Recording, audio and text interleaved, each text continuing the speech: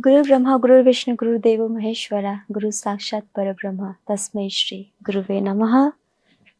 Why Guru is so important?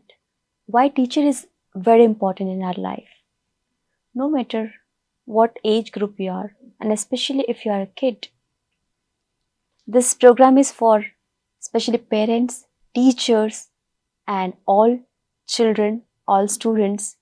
Friends, I'm Kavita, and I welcome you in our yet another inspiring, insightful episode of Spiritual Talks. Today we are going to talk about teachers, importance of teachers. Hey friends, so we have our doctor guest, Dr. Shripuja. I respect her a lot.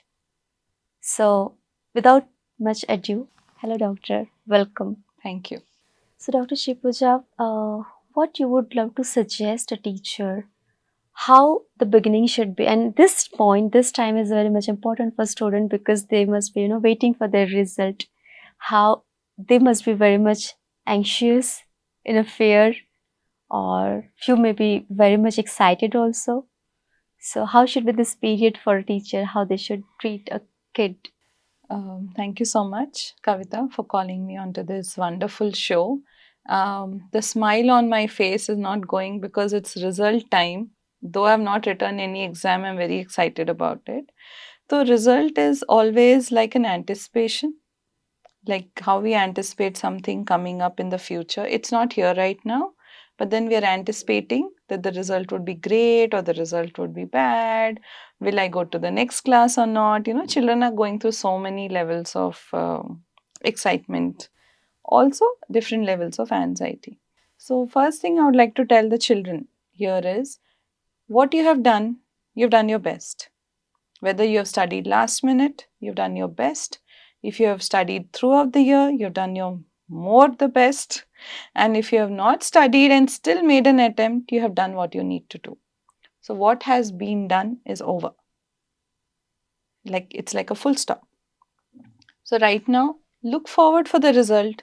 See what the teachers have to tell you. They'll give you a feedback. They will give you a lot of information about how you need to study further. They'll tell you these were the mistakes you made in the past. Don't repeat them. And they'll also tell you little tips and tricks in that 1-2 minutes where the memos are being given, the report cards are being given. There'll be very little subtle tips the teachers will give you. And I'm telling you, you must catch them. Mm-hmm. Till today, I love the feedback of the teachers I've got. It could be bad, it could be negative, it could be positive. That has helped me move forward in life. I'll just like to share a few good experiences I've Mm-hmm. had. So, when we go to train teachers in schools, the first thing I tell them is, ma'am, sir, what are we training you here for? They're like, ma'am, we have just come here because, we are supposed to be getting trained this year. So then I asked them, I have prepared a module for you. What do you think you require as a teacher? They said, ma'am, how to manage the children in the class, how to make sure they study. That's all we want to know. Then we go back to asking them how was their childhood? What were their success stories? And then when we ask them, have you told those to your children? They're like, no. Some of them say, yes, ma'am, I tell them this is how I studied, this is how my teacher was. So, sharing your success stories where you got successful because of a particular teacher in your life Right. and following that as an example, you know, that is something which a teacher could always take away. All my teacher training, this was one constant thing I've heard. How to make the child listen to me. So many teachers are there who are highly educated, right? And they are doing their best. But there are few teachers I still remember. I respect them a lot. I love them a lot. 20 years back, 30 years back, whatever I learned through, whatever I've learned from them, I still remember, right? So that respect is there. True. So is there any such example in your life too? So, what I've seen, children love their teachers. There are some good things a teacher might say, some bad things a teacher might say. And the way the teacher can recognize, see, there is something called slip of tongue. We'll end up slipping out a lot of things that you didn't mean to say, but from somewhere inside you really wanted to say it. So, children get it. It's not an error. The children understand. They're looking up to you, like how I'm looking at you right now. That's how the children are looking at the teacher. One word from the teacher will make their day. One star on a pre-primary child's hand makes their day. So in the same way, when a teacher says something wrong, it's okay to apologize. It's okay to say, okay, I scolded you just now. I shouldn't have scolded you, but please don't repeat this again. Right. It's okay to apologize, because that is where the child learns that, even the biggest and biggest of teacher, if some mistake done from them, they can apologize. And thanking the student, sometimes you might, as a teacher, you are not just a teacher, you are an experiential teacher. It's not just your degree or your B.Ed that you have done. It's above that, it's beyond that. The teacher has seen life which the child hasn't seen. And the child is seeing the life through the teacher's eyes. So imagine the teacher's eyes is a camera of the future, Very true. Very and true. the future is the children. I still remember my principal, who actually taught me a lot of study skills. I really respect her and remember her for everything. Very true. So here the role is, see how important, how responsible they are for a right future of a kid, right? So could you please elaborate more what sort of responsibilities they have, how they should be more mindful, how they should be more caring, how they should upbring students, because parents, they cannot teach each and everything. And at this moment, at this time, parents are busy in their life, right? So that's why parents are sending kids to school or to a tuition teacher. So here, what are the responsibilities teachers should fulfill? So, the first responsibility the teacher has through the school is to complete the syllabus according to the school. But then the teacher, when she becomes a teacher, why she became a teacher? Just to give the syllabus, or to make them better human beings. Right. So that is when the teacher realizes that it's not just the syllabus that I need to cover, it is about imbibing good values and morals in the child. And today, I don't think there's any teacher who doesn't want that to happen. Every teacher wants the child to become successful tomorrow and remember, like you said, she was my teacher or he was my teacher. So that's what I want each teacher to remember, the powerhouse they are of knowledge, wisdom, and how children are looking up to them. And if they can recognize that power they have, so they will be very modest, they'll be very happy, because see, in India, teacher salaries vary. But same thing in Poland, Finland, the pre-primary teachers' salaries are highest because they are molding the child. In fact, I feel everywhere the teacher should be the most highly paid job ever. But whatever may be the circumstances, a person becomes a teacher so that they can teach the child and make them into a better adult. So that's what I want the teacher to know, that they are a powerhouse and we all love them, we all respect them, and we look forward, when we meet little children, I ask them, oh, you got your report? What did your teacher say? Oh, she said you must improve. And they're so happy. Not one child I heard saying, my teacher scolded me. No, because the teacher knows the words that she's using today is going to mold his next one whole year of his life. Right. He's going to look forward to follow whatever the teacher has said. But as we know, everything doesn't work perfectly all the time. There are times the child is excited only for now. Next, he will again be the same naughty kid or someone who won't study. So that is when the teacher has to keep reminding, reminding. Do you remember you guys promised me that you'll study well this year? Yeah, yes, ma'am, yes, ma'am. That's what True. children would Yeah. say. Yes. So, positive thoughts, putting in positive communication, instead of saying you're an idiot or you're a stupid or you're dumb, you don't understand anything. Same thing what the teacher can say. Oh, you were smart. You can be smarter. Or you are smart. You can be smarter. Or you need some support, come to me.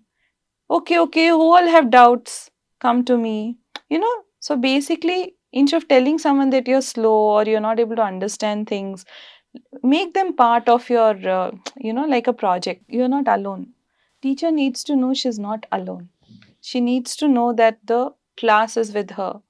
If she wants to get the best teacher award in her class, it is the children who will give her all the support. Very true. And every teacher is the best teacher. There's one teacher from the government school. Every year she calls me on Women's Day and she says, "Ma'am, want to appreciate or you want to do something Women's Day, please tell me. I'll get you as many teachers as possible." And she's so enthusiastic. We always land up doing a program because of her. Wow. She brings in 60 to 80 teachers from all the schools that she knows, then sends the profile to us. Then we tell them, no, every teacher is important.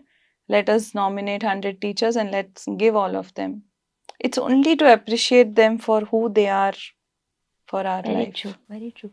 So here I want to come up with such a question. See, being a human, we have a lot of pressures. Doesn't matter what profession we are from, but being a teacher, I have seen a lot of our teachers, they used to work hard after even school hours, True. right? Doing report cards, doing checking answer sheets, and a lot of things. So they used to give a lot of hours, and under that pressure, under family pressure, it's really high. It's really very tough to manage equally. So in such cases, what sort of training we must provide them? You mentioned about mindful. The first training that teachers require is to know that they are a powerhouse of energy and they need to plan. Because a teacher could be a teacher for a year, a teacher could be a teacher for 2 years. How will she cope up the rest of her life? So she needs to be strong. She needs to be able to speak her words, like we call it assertiveness. Not being rude, Yes. being straight, with being, little more humble. So if the teacher needs extra salary, she should be able to communicate. Or she has any concerns, she should be able to communicate. Because if she is powerful, then only she can make the children more powerful. If she is going to have a lot of concerns and unable to communicate with the management, the kind of problem she is facing or she requires, they will not be able to help her. So the communication is very important here, and how to manage their stress. Stress, they need to plan ahead. Like let's say tomorrow she has an exam, she needs to work on the examination kind of activities. So she needs to plan ahead. She needs to plan at home, manage at home that, these are my concerns. So we should make everybody a collaboration. We should use everybody in our life and collaborate. Because today the family is helping her. Tomorrow she is helping the family. So moving ahead, coming to the next question related to the same question, when we are able to manage our stress, how to be mindful that our stress is not, I mean, we are not passing our stress to the kids. Yeah. So, as I said, every thought that we get should be calculated because thought is uncalculated, but the words that come out from our Words. mouth have to be calculated. For example, I said something to you just now. I said every thought has to be calculated. Then immediately I said every word that has to be calculated. So, being more aware of what kind of words are coming out from our mouth. Are we hurting somebody? If you're stressed today, are you going to stress up the child? Are you going to throw your distress over the child? There are ways you can do it. You can write down, or you can just call a close friend and say, "This is what happened to me in the day. I'm feeling really upset." The friend will give you some thought or some idea. Or telling yourself, "Okay, this is what, distressed me today. Okay, let me calm down. Let me just close my eyes, be with myself." Or write it down that this is what happened, and just throw it away, or just keep it in a file and never ever open it. One activity which I suggest all our viewers would be to keep a diary. Mm-hmm. Every day, write down what are the 5 positive things that you have done in the day. And whenever you're distressed, just open that book and look at it. You will see so many, like every day 5 means how many in a month? Yeah. So you can imagine you'll have a beautiful book of the 5 positive things you've done in the day. So that also will help. These are positive distractions. Just a lot of points you have covered.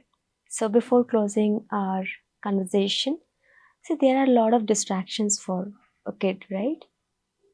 So what are the basic tips you would suggest to teachers to address their kids? That's a good question. So some of the distractions the children have is social media. Right. They have their mothers or fathers' phones in their hand. Then some of the kids are having iPhones at the class since the 6th class, 5th class. They're all having phones with them. So the common distraction, let's assume, is a phone. And how to help, you know. So give interesting, give a chocolate to a child who doesn't have a phone. Ask in a class every day, ki who doesn't have a phone, and give a chocolate to them. Appreciate them. Ki ask them, so because you don't have a phone, what are the things you're able to do? Ask this in front of the class. And make it more interactive. So as we were discussing before the shoot also, some people give an award if you do not use a phone for a day. Right. So Yes. give such kind of activities that the child who did not watch TV for the whole day, let the parent send a message, and then we'll give a chocolate to the child. Or as we were discussing, small kids, they have a star, so give a chocolate to the child.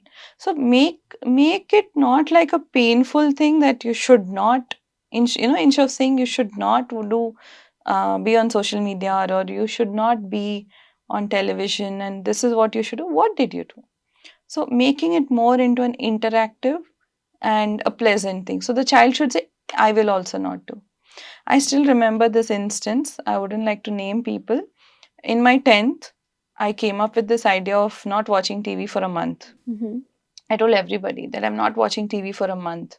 Someone got inspired by this and didn't watch TV for a year. Oh my God. I said, oh That's my really God. great. So I was like, oh, 1 month made sense, but 1 year? So imagine if such a small inspiration inspired somebody, sharing positive things in the class or giving activities, and having more of adventure kind of activities. Creating, the school can create so many activities for children where they can stay in the school or take them for a trip where there's no mobile phones allowed. Even the teachers not having any mobile phones for any kind of communication. Those interesting activities where children can actually learn to be away from them. But as we go back, children are lonely. We are all living in nuclear families. We don't have people to play around. So that is when, creating, opportunities for children to have more of play. Very true. Sending them to play, sending them for activities. Kids love art. Give them art kits. Give them as many art supplies you can. Put them into sports.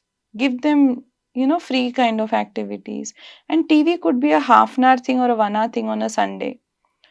It is difficult, but you put it as a challenge. Children are very smart. They would love to follow any kind of challenge.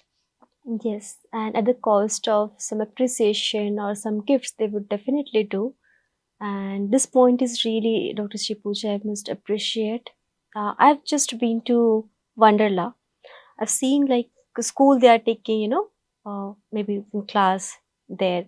So those activities, it may not possible for every school or for weekly basis, but sometimes if we go for such places in nature, we can do that, and it's really affordable. It's easy. We can do that. We can take kids to garden, maybe with a group.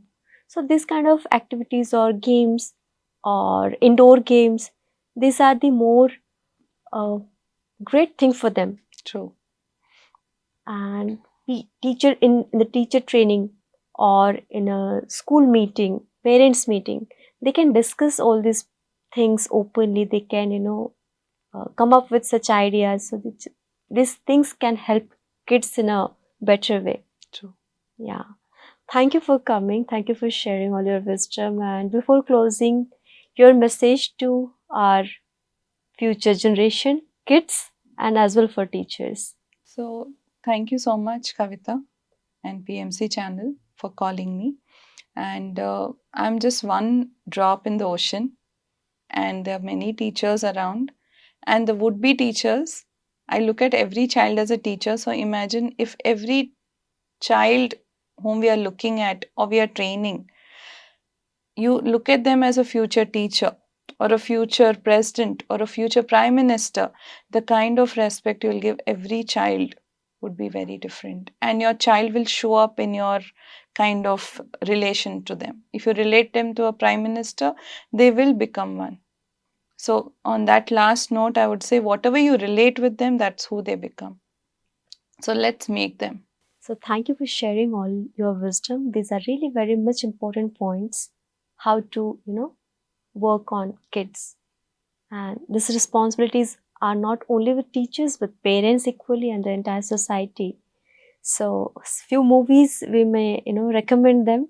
Tare Zameen Par or Three Idiots. And there are so many movies which we can watch together. So thank you friends, thank you for watching this episode, and I know you learned a lot of things from here, and please take these points, please note down these points which may help you and your kids as well. Thank you teachers for handling this great role for the entire society, for future generation. And my dear friends, please like, share, subscribe PMC English, and let's say thanks to our guest Dr. Shripuja. Thank you.